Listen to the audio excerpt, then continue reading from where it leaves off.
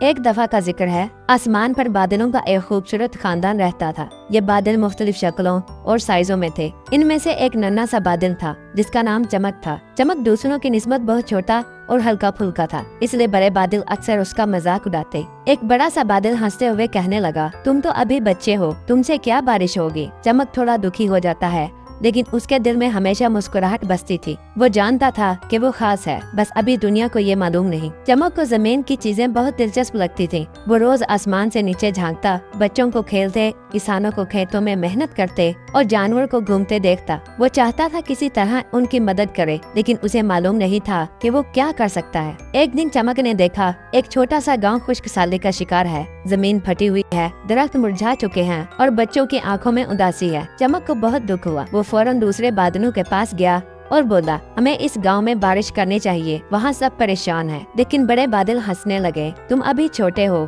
تمہیں کچھ نہیں معلوم، ہم جب چاہیں گے بارش کر دیں گے۔ چمک کو یہ بات ناگوار گزری، لیکن اس نے ہار نہ مانی۔ اس نے اپنے ننھے وجود کو اکٹھا کیا، ہوا سے دوستی کی، سورج سے مدد مانگی اور آسمان میں ادھر ادھر سفر کرنے لگا۔ آخر کار وہ کچھ نمی اکٹھی کرنے میں کامیاب ہو گیا۔ پھر ایک شام جب گاؤں کے لوگ تھک ہار کر سو گئے، چمک آہستہ سے ان کے آسمان پر آ گیا۔ اس نے اپنی چھوٹی سی طاقت استعمال کی اور آہستہ آہستہ ٹھنڈی نرم بوندا باندی شروع کر دی۔ پہلے تو کسی کو یقین نہیں آیا، لیکن جیسے ہی بارش کی بوندیں زمین سے ٹکرائیں، خوشبو پھیل گئی۔ سوئی ہوئی زمین جاگ اٹھی، بچے باہر نکل آئے، کسانوں نے آسمان کی طرف دیکھ کر شکر ادا کیا اور ہر طرف خوشی کی لہر دوڑ گئی۔ سب پوچھنے لگے، یہ بادل کون ہے؟ کسی نے کہا، یہ تو وہی ننھا بادل ہے جو ہمیشہ آسمان میں ہنستا رہتا تھا۔ چمک کی خوشی کی انتہا نہ رہی۔